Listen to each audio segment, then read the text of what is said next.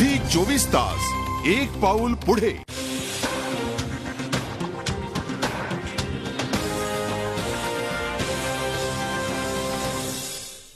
कर्नाटकाचा अन्वय अर्थ या शेवटच्या भागामध्ये मी पहिल्यांदा जातोय सचिन सावंत यांच्याकडे। सचिन सावंत, या निवडणुकात आपल्याला विजय प्राप्त झाला, भारतीय जनता पक्षाचा पराभव झाला। येऊ घातलेल्या 2014च्या लोकसभा निवडणुकीचा याचा आपण काय संबंध जोडाल? याचा आपल्याला फायदा होईल का याचा फायदा होणार नाही? कर्नाटक निवडणुकीच्या अगोदर ह्या वर्षांमध्ये झालेल्या सगळ्या निवडणुकांमध्ये जर पाहायला गेलं तर त्या ठिकाणी काँग्रेसने भाजपाची राज्य हिसकावून घेतलेली दिसत आहेत। तुम्हाला उत्तराखंड असेल, हिमाचल प्रदेश असेल, त्या ठिकाणी झारखंड त्यांच्या हाताने गेला असेल, परंतु हा कर्नाटक भाजपने गुजरात राखलं, गुजरात एक राखलं, पण त्यांची सगळी त्यांच्या हातातली राज्य जी आहेत त्याच्यापैकी सगळी राखता आली नाहीत, काँग्रेसकडे ती आलेली आहेत। त्यामुळे देश ज्या तऱ्हेनं वातावरण देशभरामध्ये भ्रष्टाचाराच्या विरोधामध्ये किंवा असे काही विषय निर्माण करून, जसं मगाशी सप्तर्षीने सांगितलं की लोकांच्या मध्ये जाऊन किंवा मीडियामध्ये जाऊन चर्चा करायची, परंतु त्या ठिकाणी चर्चा करण्याचं जे संसद हे व्यासपीठ आहे त्या ठिकाणी चर्चा करण्याचं धैर्य त्यांच्यामध्ये नाही, हे सगळे लोकांच्या जनतेसमोर आहे। आणि ह्या सगळ्या गोष्टींमध्ये दुसरी गोष्ट जी आताच्या प्रकर्षाने निवडणुकीमध्ये आणि जी आम्ही लक्षात आणून देण्याचा प्रयत्न करतोय, एक मीडियाच्या माध्यमातून मोदींसारख्या एका नेत्याला राष्ट्रीय नेता म्हणून बनवण्याचा जो प्रयत्न चाललाय तो आता किती फोल झालेला ठरलेला आहे या निवडणुकीमधनं दिसलंय। ज्या ठिकाणी मोदी गेले त्या सदतीत मतदारसंघांमध्ये फक्त 14 निवडणुका जिंकल्या। जसं सप्तर्षी म्हणाले की याबाबत चर्चा करायला नको, पण ती चर्चा करणं आवश्यक ह्यासाठी आहे की राहुल गांधींची तुलना करणं आम्ही करत नाही, तेच करतायत। त्यामुळे काँग्रेसच्या उपाध्यक्ष राहुल गांधी ज्या ठिकाणी 60 ठिकाणी गेले त्या ठिकाणचा जर मतदार प्रभाव बघितला तर तो प्रचंड मोठा दिसतो। आणि दुसरी गोष्ट की या ठिकाणी मोदींच्या संदर्भामधला जो एक लीडर आहे, त्याला असं तऱ्हेने राजनाथ सिंग म्हणतात की देशातला सगळ्यात पॉप्युलर लीडर, आणि त्याने कर्नाटकामध्ये फक्त 3 तास जावे का, ते धैर्य का झालं नाही?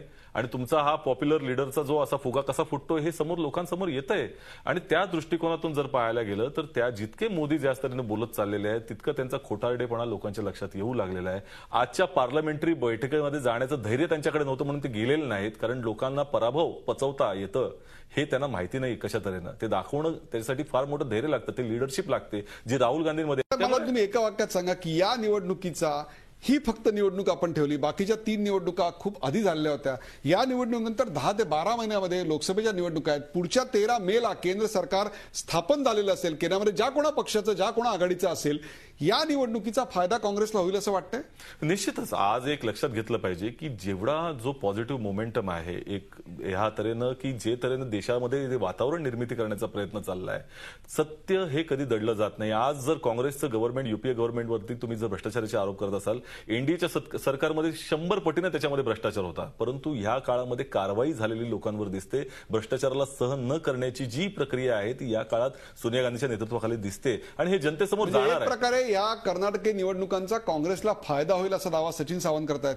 अभय देशपांडे, कर्नाटकाच्या निवडणुकांनंतर जवळपास 12 महिन्यांनी केंद्राच्या निवडणुका आहेत। जर ऑक्टोबरमध्ये असं एक वदंत आहे की ऑक्टोबरमध्ये लोकसभेच्या निवडणुका होतील, त्या मध्यवर्ती निवडणुका नाही झाल्या क्षणभर धरलं तर 12 महिन्याच्या कालावधीपर्यंत हा इम्पॅक्ट टिकेल। एक प्रकारे काँग्रेसच्या विरोधाची लाट आहे, जरी भारतीय जनता पक्ष हरत असला तरी तो त्यांच्या चुकांमुळे हरतोय प्रत्येक राज्यांमधल्या, ना की काँग्रेसला हरण्याच्या भारतीय जनता पक्षाच्या क्षमतेमुळे। म्हणजे एक प्रकारे भारतीय जनता पक्षाला पूर्णपणे नेस्तनाबूत करायची काँग्रेसची जी संधी होती ती संधी त्यांनी एक प्रकारे गमावली। 40च्याही खाली खरता त्यांना ढकलता आलं असतं, इतके प्रचंड मोठ्या प्रमाणावर भारतीय जनता पक्षाच्या विरोधातलं मत होतं ते जागृत करण्यात ते यशस्वी झाले। तसंच काँग्रेसच्या विरोधातली जी संपूर्ण भारतातली लाट आहे ती एक्सप्लॉइट करण्यामध्ये, त्याचा फायदा उठवण्यामध्ये भारतीय जनता पक्ष कमी पडतोय? नाही, मुळात कर्नाटकातलं मतदान मी म्हणेल की काँग्रेसचा विजय हा निगेटिव्ह मतावर झालेला आहे। त्या सरकारच्या विरोधातला हा कौल होता, तिथल्या गैरकारभाराविरुद्धचा हा कौल होता। दुसरा इम्पॅक्ट आपण लक्षात घेतला तर नरेंद्र मोदींचा इफेक्ट तिकडे किंवा कुठेही जाणवणार नाही, झालाच तर तो उलटा होईल। कारण अयोध्येच्या म्हणजे बाबरी मशीद आंदोलनानंतर काँग्रेसपासून दुखावलेला आणि दुरावलेला जो अल्पसंख्याक वर्ग होता तो 2000च्या गुजरात दंगलीनंतर पुन्हा काँग्रेसशी जोडला गेलाय। म्हणजे मोदी हे कन्सॉलिडेशनसाठी, काँग्रेसच्या कन्सॉलिडेशनसाठी एक प्रतीक म्हणून वापरतायत। मोदी ही भाजपपेक्षा आज काँग्रेसची जास्त गरज आहे। त्यामुळे मोदींचा आता म्हणजे त्यांचा जो पोस्टर बॉय आहे, कदाचित हा मला वाटतं काँग्रेसचाच पोस्टर बॉय म्हणावं लागेल, कारण ते जिथे जातात तिथे हे पोलरायझेशन पुन्हा एकदा अधोरेखित होतं। म्हणजे तुमच्या मते या निवडणुकांचा फायदा होईल का नाही काँग्रेसला, अथवा भारतीय जनता पक्षाला तोटा. निवडणुका मला वाटतं की आता 4 राज्याबरोबर जर निवडणुकीला सामोरं जायचं ठरवलं काँग्रेसने तर लगेच त्याचा थोडासा त्यांचं मॉरल बुस्टअप होईल. परंतु नंतर जायचं ठरलं तर येणारी 4 राज्य ही काँग्रेससाठी कठीण असणार आहेत. ही सोपी निवडणूक नाहीये पुढची, कारण ही काऊ बेल्ट मधली निवडणूक आहे. उत्तर प्रदेश आणि त्याच्या आजूबाजूच्या जागांमध्ये तर त्या निवडणुकीमध्ये आणि त्या 4 पैकी 2 ठिकाणी काँग्रेसची सरकार आहेत. त्यामुळे ती निवडणूक काँग्रेससाठी सोपी नाहीये. तर त्याबरोबरच लोकसभेला जायचं ठरवलं काँग्रेसने तर त्याचा थोडा बहुत परिणाम जाणवेल. परंतु हे निगेटिव्ह वोटिंगवर झालेला विजय आहे आणि त्या निवडणुकीमध्ये काँग्रेसच्या केंद्रातल्या सरकार विरुद्धचा सुद्धा निगेटिव्ह वोटिंग असणार आहे. त्यामुळे या निवडणुकीवर बरोबर आहे. अत्यंत कुमार सप्तर्षी, तुम्ही काय सांगाल? आपल्याकडे वेळ अत्यंत थोडा 1 मिनिट वेळ आहे. मला तुम्ही सांगा, या निवडणुकांचा येऊ घातलेल्या केंद्रातल्या निवडणुकांशी काही संबंध आहे का? त्याचा कोणाला फायदा होईल का, नुकसान होईल का? निश्चित आहे. आपण एक लक्षात घेतलं पाहिजे की काँग्रेसची मोलापोली होती सत्तेची, त्यावेळेला अँटी काँग्रेसिझम नावाचा एक विचार किंवा एक रणनीती डॉक्टर राम मनोहर लोहियांनी मांडली आणि त्याचा एक प्रभाव पडला. पण आता त्याच्या जोडीला अँटी बीजेपी नावाचं एक फिलिंग आहे आणि त्यामुळे बीजेपी जेव्हा घटनेच्या बाहेर जाऊन मार्गदर्शक तत्वांच्या बाहेर जाऊन वागायला लागेल आणि ज्यावेळेला नरेंद्र मोदी सारखे कॅन्डिडेट येतील त्यावेळेला कारण नसताना निगेटिव्ह वोट काँग्रेसला मिळेल. हा एक भाग. दुसरा, काँग्रेसचं नीतिधैर्य, सैन्याचं नीतिधैर्य नेहमी वाढावं लागतं, त्याची उंची वाढावी लागते. तर ते आता काँग्रेसमध्ये वाढलेलं आहे, कार्यकर्त्यांमधला उत्साह वगैरे. आणि नंबर 3, मी जे पुन्हा सांगतोय, अन्न सुरक्षा बिल हे धोरणात्मक जे प्रश्न आहेत ते बीजेपीला काय करावं तेच कळत नाही काँग्रेसच्या त्या धोरणांना, आणि ती काँग्रेसची धोरणं चालली. आणि चौथी गोष्ट, काँग्रेसनं या 1 वर्षापुरता, फक्त 1 वर्षापुरता भ्रष्टाचार आपण निलंबित केला, म्हणजे भ्रष्टाचार नाही करायचं एवढं जरी त्यांनी केलं तरी काँग्रेस लोकसभेमध्ये त्यांच्या नेतृत्वाखालची आघाडी येईल. आता कर्नाटकवर आपण थोडंसं परत येऊ. गुजरातची पूर्णतः गुजरातच्या अस्मितेवर इलेक्शन झाली होती. कर्नाटकमध्ये कर्नाटक अस्मितेचं म्हणजे शिवसेना, मनसे सारखे आपल्याकडे मराठी अस्मिता वगैरे असा एकही पक्ष नव्हता. म्हणजे एकदा आपण मानलेले देशामध्ये की भाषिक बेसिसवर राज्य तयार करायची, म्हणजे भाषिक प्रदेश हे आपण कायदेशीर मानलेले आहेत, कारण भाषा ही संस्कृतीचं कोडिफिकेशन असतं.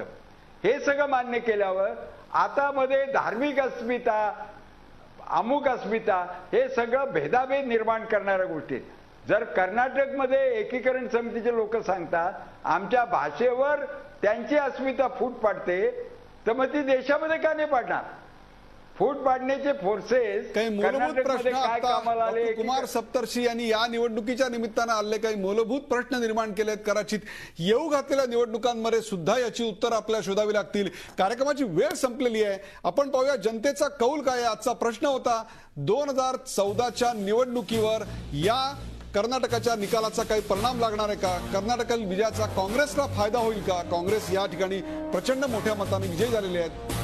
नाही 78% लोकांना नाही असं वाटतंय, तर 22% लोकांना होय असं वाटतंय. एकूणच कर्नाटकची निवडणूक भारतीय जनता पक्षापेक्षा सुद्धा काँग्रेससाठी अत्यंत महत्वाची होती, कारण भारतीय जनता पक्षाला आपण पराभूत सातत्यानं करू शकतो हा आत्मविश्वास काँग्रेसला येणं अत्यंत गरजेचं होतं. त्यामुळे उत्तराखंड, हिमाचल प्रदेश यानंतरचं सर्वात महत्वाचं असलं कर्नाटकातलं राज्य ते भारतीय जनता पक्षासाठी अशासाठी महत्वाचं होतं की कर्नाटकामध्ये भारतीय जनता पक्ष, दक्षिणेमध्ये कर्नाटक हे एकमेव राज्य असं होतं की इकडे भारतीय जनता पक्षाचं कमळ फुललेलं होतं. त्या कमळाच्या पाकळ्या आज झडून पडलेल्या आहेत. भारतीय जनता पक्ष कर्नाटकामध्ये एक प्रकारे निर्णायकी आहे. हा विजय होता काँग्रेसचा की त्याहीपेक्षा सुद्धा भारतीय जनता पक्षामधल्या अंतर्गत फाटाफुटीच्या आणि अनंत अडचणींचा हिशोब आज मांडला गेला की काय, अशा प्रकारची चर्चा आज कर्नाटकामध्ये सुरू आहे. एकूणच कर्नाटकाच्या निकालाचा अन्वयार्थ आपल्या समोर आणताना ज्या सहकाऱ्यांनी मला साथ दिली, सचिन सावंत, कुमार सप्तर्षी, अभय देशपांडे आणि मालोजी अष्टेकर या चौघांचे विशेष आभार. ताज्या बातम्यांसाठी पाहत राहा झी24 तास, एक पाऊल पुढे.